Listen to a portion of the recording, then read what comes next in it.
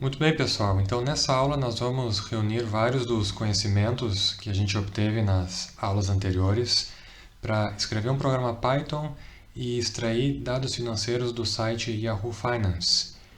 Então, vale comentar o seguinte a respeito desse site. Se você procurar informações na internet ou em vídeos sobre como obter cotações de ativos nesse site, você descobre que, dependendo da época em que você olhou essa referência, digamos 3, 4, 5 anos atrás, os procedimentos e as funções que eram chamadas para se obter cotações, por exemplo, hoje em dia elas não valem mais, podem não valer mais. Então o motivo é que o site Yahoo ele alterou a sua estrutura interna, então alguns procedimentos que eram padrão em programação Python deixaram de funcionar. Então, inclusive o site em certos momentos passou a cobrar para que os usuários tivessem acesso a essas informações. Felizmente, hoje em dia, pelo menos no momento em que nós gravamos esse vídeo, existem outros procedimentos para se obter informações do Yahoo Finance e, novamente, são gratuitos. Então, é o que a gente vai discutir. Então, os pacotes que podem ser usados e aplicados de maneira muito simples para se obter essas informações. Então, muito bem, vamos abrir o nosso Spider e vamos começar com o seguinte, então. O pacote que nós vamos usar, então, é o YFinance, que a gente vai importar como YF. Outros pacotes que nós vamos usar são familiares, então a gente vai importar o matplotlib, .pyplot, vou chamar ele de gr. Vou importar também o numpy, snp, para poder falar de vetores. Vou importar o pacote math, vou chamar ele de m simplesmente, e m, isso, aqui, e vou importar também, do pacote scipy, eu vou importar stats, que é algo que nós vamos precisar para se poder calcular a correlação de certos ativos. Então, nós vamos escolher o seguinte, a gente pegou muitos exemplos feitos à mão ou exemplos abstratos, mas dessa vez a gente vai escolher então dois ativos de verdade do mercado financeiro, então sem com isso estar fazendo nenhuma recomendação de compra, naturalmente, então é só para que a gente possa extrair dados reais do Yahoo Finance. Então vão ser as cotações de dois ativos, e esses ativos são o seguinte, eu vou colocar os nomes deles em uma lista, que é o que o procedimento do Yahoo precisa para eu poder fazer o download. Então, primeiro vai ser, vou chamar, é o chamado divo11.sa. Isso daqui é um índice de dividendos, de ações de dividendos da Bolsa Brasileira. E o outro ativo que eu vou pegar é um fundo de fundos imobiliários, que é o da Quineia, o CAFOF11. Então, eu vou querer fazer o gráfico e obter informações desses dois ativos, encontrar correlações entre esses ativos. Tá? Então, o Divo 11 ele pode ser visto como uma coleção conservadora de ações da Bolsa Brasileira, no sentido de que elas não chacoalham muito, mas são boas pagadoras de dividendos. Então, e este outro aqui, o CAFOF, sendo um fundo de fundos imobiliários, ele pode ser visto como um tipo de representante do IFIX, que é o índice de fundos imobiliários, que por sua vez tem certas relações com o comportamento de títulos públicos, NTNB longos, assim por diante. De todos os modos, mesmo sem saber nada sobre esses ativos, sobre suas correlações, nós vamos pegar esses dois exemplos e fazer cálculos, que é o que mais nos interessa neste curso, e inclusive escrever código Python que nos permite obter informações sobre eles. Muito bem, então com isso definido, eu vou definir agora uma lista vazia aqui, res, lista vazia, e agora eu vou fazer o download de cada um desses ativos. São só 2, mas se eu tivesse mais ativos, se eu aumentar aqui, eu já vou deixar um procedimento condicional for pronto para o caso de eu querer aumentar essa lista depois. Então, for i in range, daí aqui eu vou colocar o comprimento da lista de ativos, então len ticker. Eu vou fazer o download das informações. Então, vou colocar res.append, vou colocar nesta lista res. Eu chamo então o procedimento do Yahoo yf.download, e daí aqui eu coloco o nome do ativo, ticker i, e aqui eu especifico, eu tenho que fazer o seguinte, eu tenho que especificar a data de início e data de fim para o qual eu vou baixar esses ativos. Então, eu não coloquei aqui ainda, vou colocar antes de terminar a expressão ali embaixo. Então, vou colocar start date e vou colocar uma data, vou colocar aqui 1º de janeiro, então 2024, 1º de janeiro, neste formato, tá? E de maneira semelhante, end date, a data final do meu interesse é 2025, digamos, até o dia 15 de agosto. Então, eu tenho vários meses de dados que eu vou querer fazer um download. Então, aqui, junto com o comando download, eu tenho que indicar, então, quando que é o início. Então, eu digo start, é o start date, que eu registrei ali em cima, e o fim é end date. Tá, então, vou fazer isso. Vou salvar aqui o meu arquivo na área de trabalho. E vou executar para ver o que acontece. Tá, então, aqui deu um erro. Aqui o erro é que o Yahoo Finance, eu queria ter dado um apelido para ele, YF meramente. Tá, então, agora vou executar de novo. Agora sim.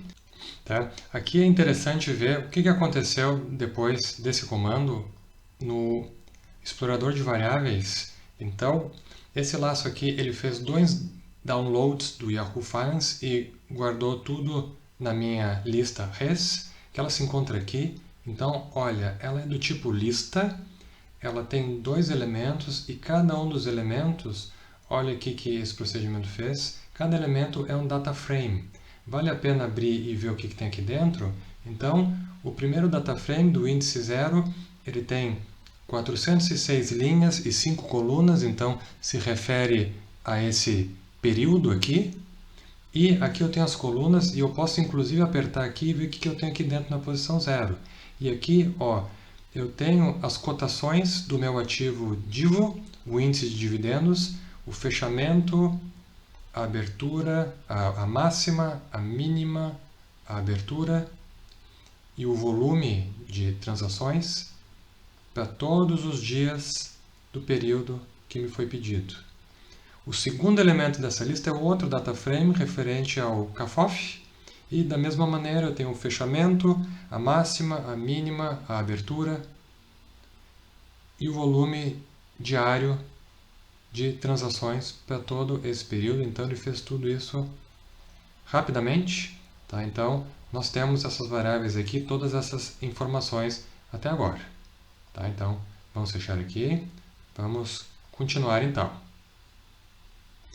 Agora eu quero pegar essas informações e colocar elas em uma matriz. Tá? E a maneira que eu vou fazer isso é da seguinte forma. Eu vou criar uma variável len, que é o comprimento, len de res0. Isso aqui é o primeiro elemento da minha lista res, se refere ao ativo DIVO. E vou pegar a coluna close, de fechamento. Então eu quero saber o tamanho dessa coluna close. E esse vai ser o meu número de linhas, que é o comprimento, o número de dias referentes ao fechamento ou referente a qualquer uma daquelas informações. E eu vou criar uma matriz match, então vou definir desse jeito, np.zeros. Então eu quero algo com linhas e 2 colunas. Vou definir desse jeito. E agora com um condicional for, eu vou alimentar essa matriz. Então, for i in range lim. Então, o in vai variar o comprimento que corresponde ao número de linhas que eu vou querer preencher. E aqui dentro vou fazer outro condicional com outra variável, com j in range, aqui 2, eu tenho duas colunas, e eu vou colocar aqui na posição ij, eu vou olhar para res j ponto iloc ij.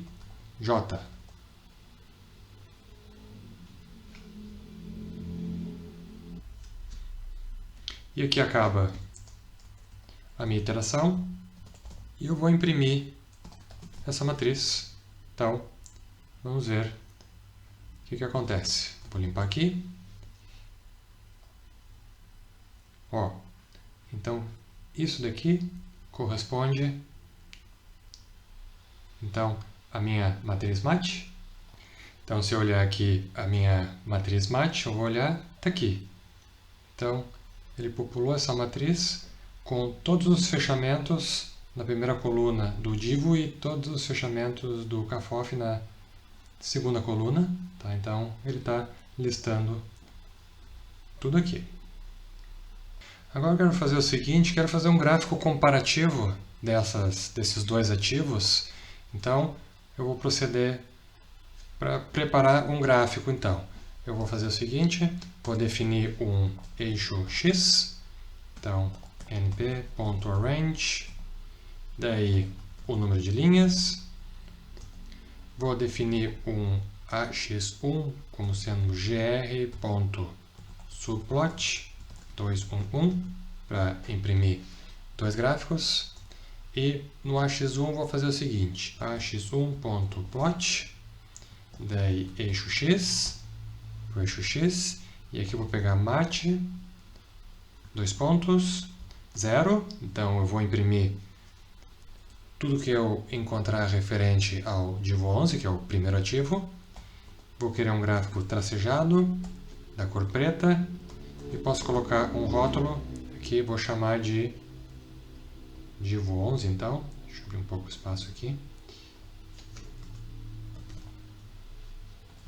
Divo 11. Então, temos isto.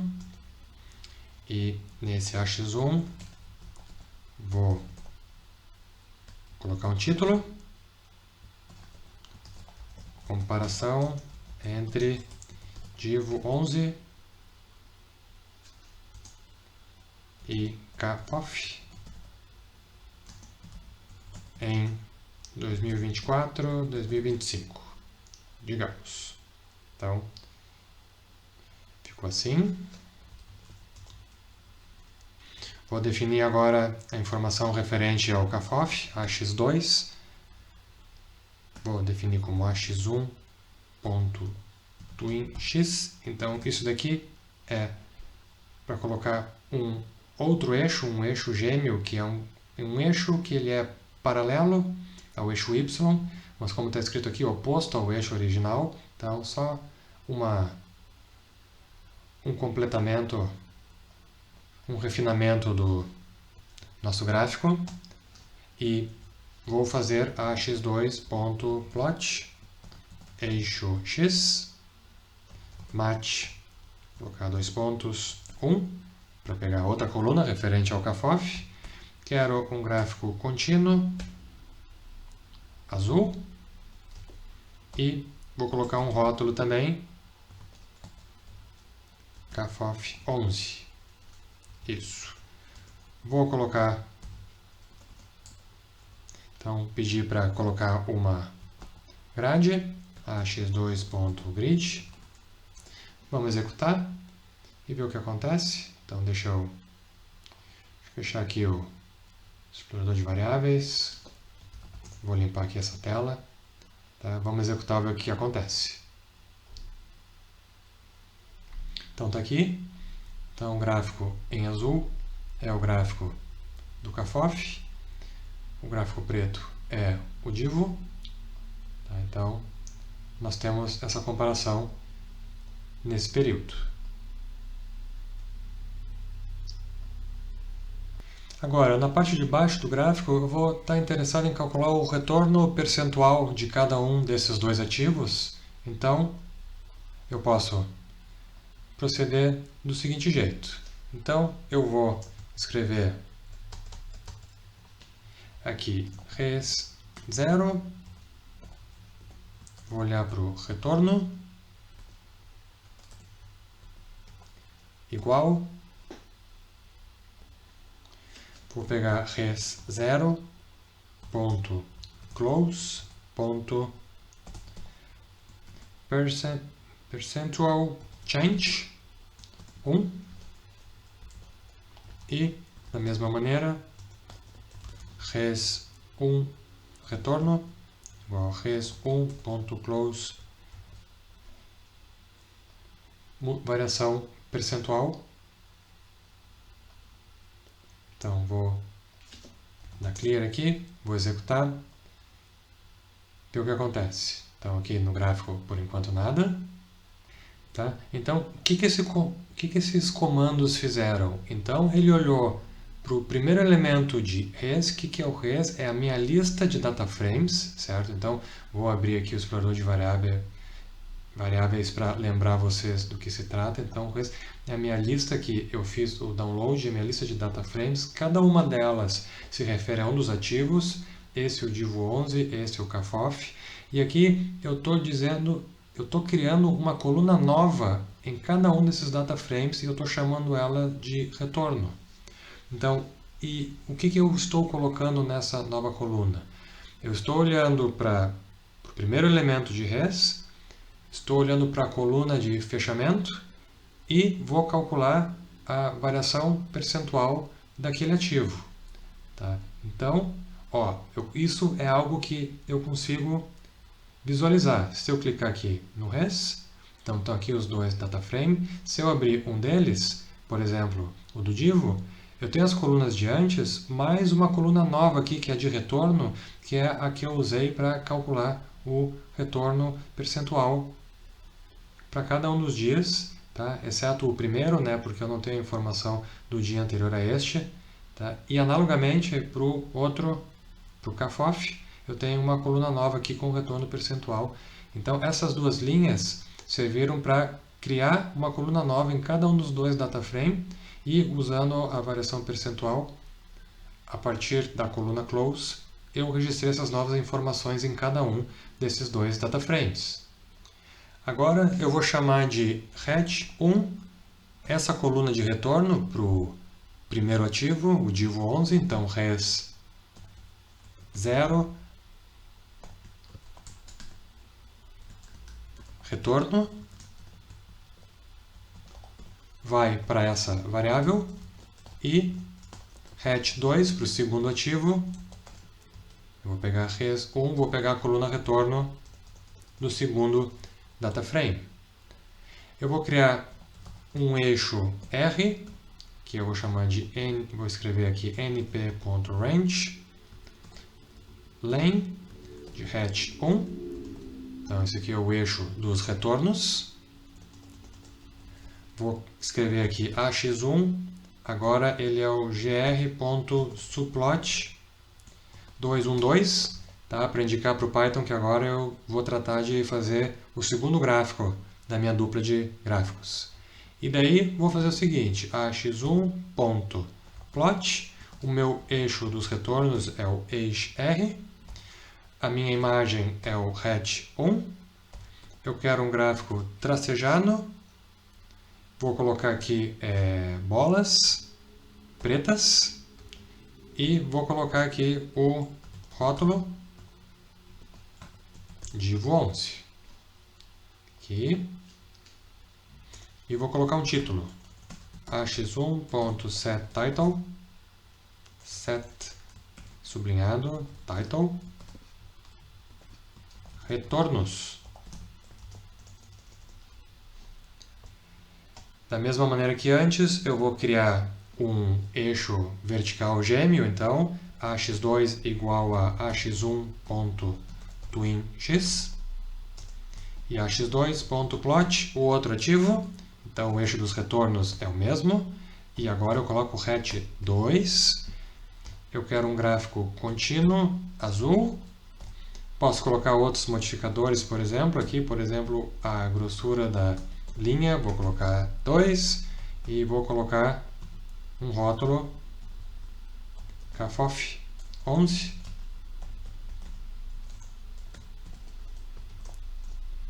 Vou colocar uma grade. Opa.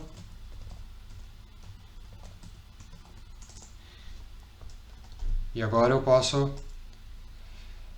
vamos ver uma coisa, aqui eu já posso imprimir e ver o que acontece. Tá, vou limpar aqui, vou salvar. Tá, então vamos ver o que acontece. Aqui está. Então aqui eu tenho a comparação das evoluções, aqui a comparação dos retornos percentuais para cada um desses dois ativos.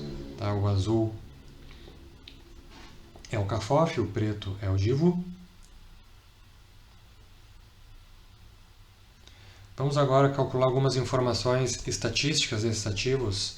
Eu posso chamar como MI1 RET1.min, então é a média, o valor médio. MI2 RET2.min, a média do outro ativo. Posso chamar de sigma1 RET1.std, desvio padrão do primeiro. Sigma2 do segundo ativo. E posso agora chamar uma função do pacote statistics para obter a correlação entre esses dois ativos. Então eu vou chamar de correl pval, a seguinte função que me retorna dois valores, stats.pearson r, e daí eu coloco aqui ret1 de 1, 2 pontos, ret2, 1, 2 pontos, para ele olhar para tudo. Então, eu tenho isto. Então aqui nós temos a correlação, esse parâmetro pval é um que ele devolve, nós não vamos precisar desse parâmetro. Tá? E com essas informações a gente pode calcular coisas como, por exemplo, o risco de uma carteira formada por esses dois ativos, com respeito às proporções que são escolhidas desses dois ativos. Por exemplo, se eu quiser calcular o risco de uma carteira formada por 70% de DIVO 11 e 30% de CAFOF. Como é que eu poderia calcular uma coisa dessas? Então, vamos escolher um peso aqui, um peso para o primeiro ativo, eu vou chamar de PA, igual a 0,6. Peso para o outro ativo vai ser 1 menos PA, no caso, para esse caso específico, seria 0,4. E eu vou criar uma variável aqui que eu vou chamar de risco carteira, e é o seguinte, então, a título de lembrete, quem for na nossa página Moodle, nessa parte da aula 11, nós temos a definição matemática de retorno e risco de uma carteira.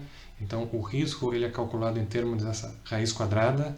Então, o PA e o PB são os pesos dos investimentos nos ativos A e B. Então, é o PA e o PB que nós definimos no arquivo antes. O ρAB é a correlação que nós calculamos com a função Pearson. Os desvios padrão nós já calculamos e o risco é calculado em termos de uma raiz quadrada. Essa raiz quadrada a gente calcula usando o pacote match. Então, vamos fazer isso. Então, aqui eu vou escrever então m.square root, raiz quadrada. Vou pegar o peso A ao quadrado vezes sigma 1 ao quadrado mais PB ao quadrado vezes sigma 2 ao quadrado mais 2 vezes PA vezes PB vezes a correlação vezes sigma 1 vezes sigma 2. Tá, então, nós temos essa expressão, deixa eu diminuir ela um pouco aqui para a gente só enxergar. E isso aqui é justamente a expressão que nós temos aqui. Tá, então, nós definimos ela desta maneira.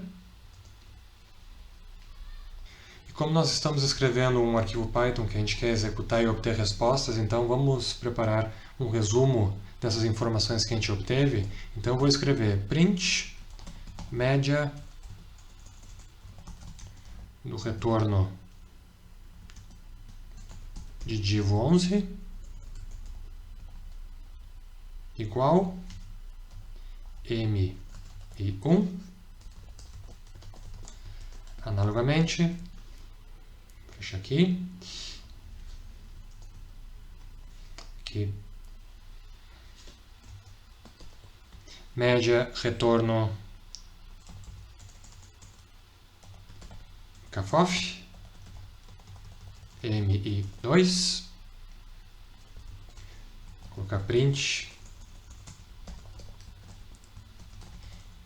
desvio padrão div 11 igual sigma 1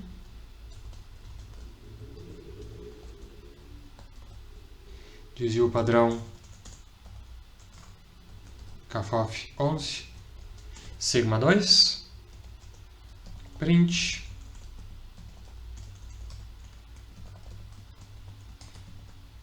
coeficiente de correlação dos ativos vale correl e print risco da carteira igual risco cart. E eu vou executar e ver o que acontece. Fechar o explorador de variáveis aqui. Vou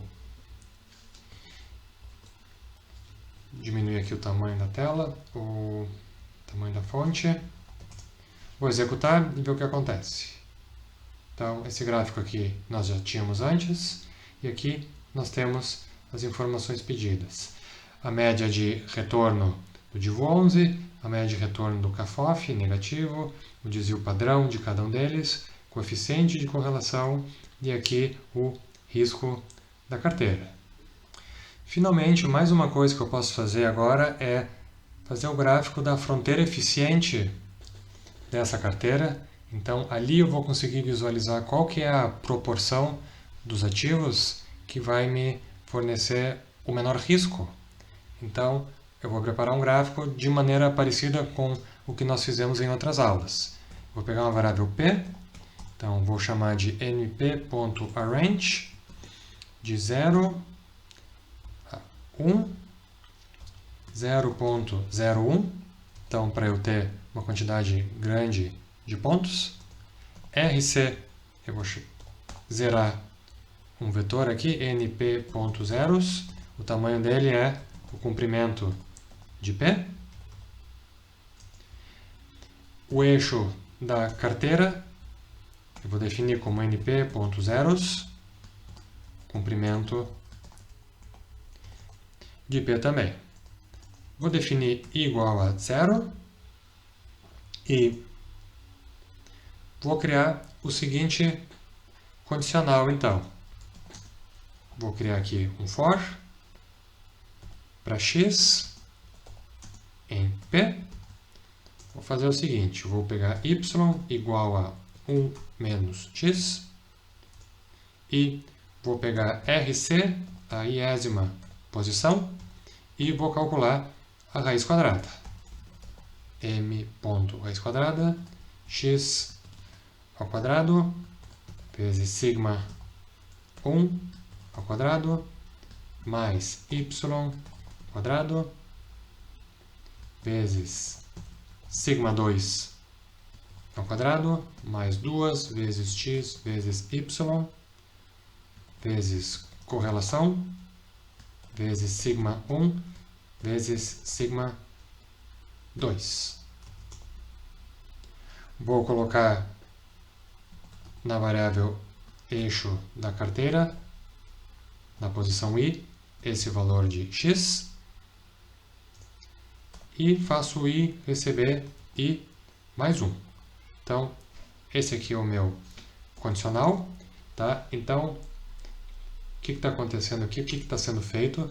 Então, eu estou calculando o risco da carteira para cada escolha possível de proporções entre os ativos DIVO 11 e o CAFOF 11. Aqui em cima, esse cálculo foi feito para essa escolha de PA e de PB, 60% do ativo DIVO, 40% do CAFOF. Então, isso me dá algum risco. Agora, eu estou fazendo variar o PA e o PB de todas as maneiras possíveis entre 0 e 1 e calculando o risco da carteira para cada uma dessas escolhas. E eu vou conseguir visualizar onde que o risco é menor de maneira gráfica.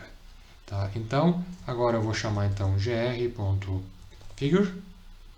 Estou preparando uma figura. O que eu quero fazer? gr.plot. Então, RC é o eixo do risco para as várias possibilidades de pesos.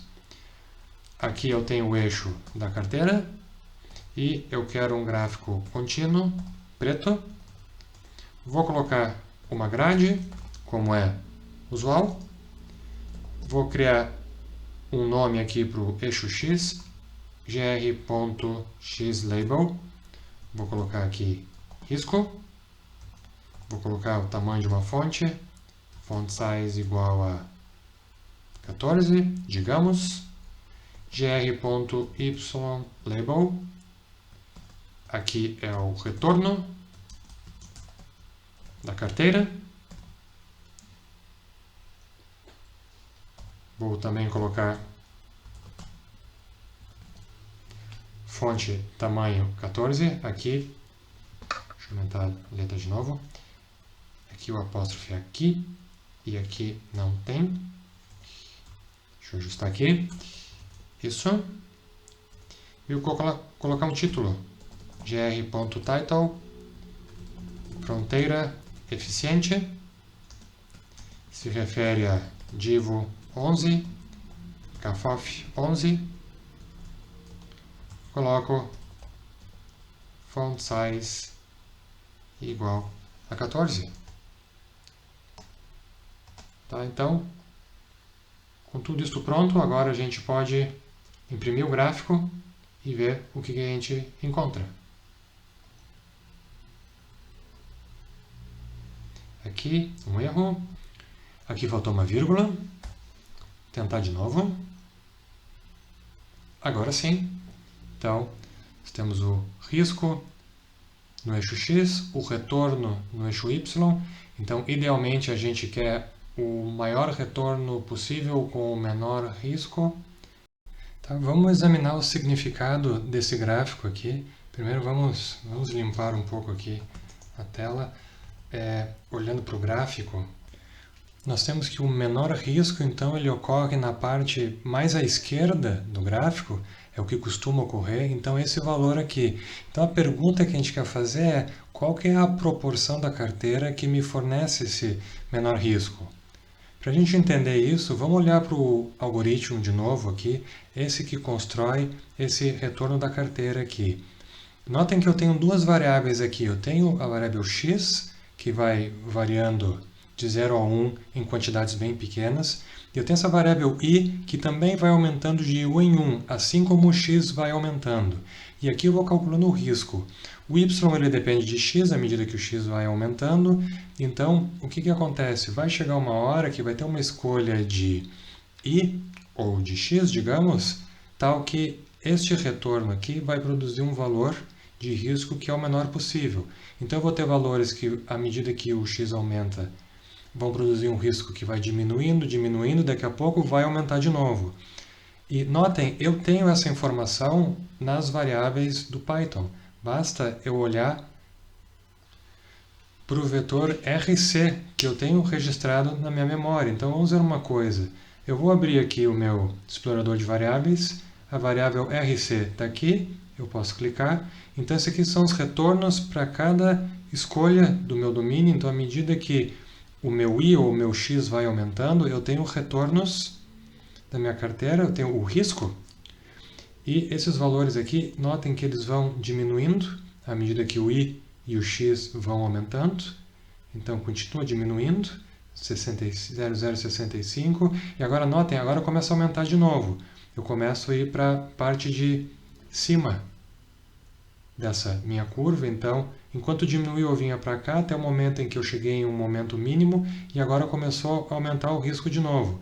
Eu consigo ver isso direitinho aqui nessa quantidade de dados aqui, então ó, vejam, descendo 0,066, 65, agora começa a aumentar de novo. Então, em algum momento aqui, ó, para I ou X igual a 64, que corresponde a 0,6, quando varia de 0 a 1. Então, essa proporção de 0,6, ela corresponde a eu pegar um PA, que é igual a 0,6, ou seja, 60% da carteira no ativo DIVO e 40% da minha carteira no ativo CAFOF. Essa é a proporção da minha carteira que vai me produzir este ponto aqui, que é a do risco mínimo. Numa análise um pouco superficial, olhando para o gráfico e vendo o comportamento dos dois ativos ao longo de 1 ano e meio, como foi o caso aqui, notem que o gráfico preto é o do DIVO, que são as ações de dividendo. Então ela teve uma trajetória volátil, como ambos são ativos de renda variável, então os dois são voláteis, mas deixando passar 1 ano e meio, ele de certa forma ele cresceu. Por outro lado, o CAFOF, que é a curva azul, ele esteve alto há 1 ano atrás e daqui a pouco ele começou a cair, caiu bastante e logo começou a subir bastante de novo, então ele é um ativo um tanto mais volátil do que o DIVO 11. Então, o risco calculado da maneira que a gente fez, ele é tal que ele, para o risco e retorno, ele privilegia um peso um pouco maior para o ativo que é um pouco menos volátil e, bom, no caso aqui, ele é um ativo que cresceu no passar desse tempo. E esse outro aqui ficou mais ou menos no 0 a 0 até mais ou menos negativo. Tá legal, pessoal? Então isso aqui é uma análise matemática, né, teórica, então a gente não está fazendo nenhuma recomendação, repito, de investir neste ou naquele ativo com esta ou aquela proporção. Então é tudo a título de ilustração e educativo. Sim, nós baixamos ativos, informações sobre ativos reais do mercado financeiro, mas é tudo com o intuito de aprender a mexer com as ferramentas de Python em conjunto com algumas noções de mercado financeiro, certo? Então, faça um bom proveito deste arquivo, está à disposição na nossa página Moodle, tem bastante código, qualquer dúvida, entre em contato. Até mais!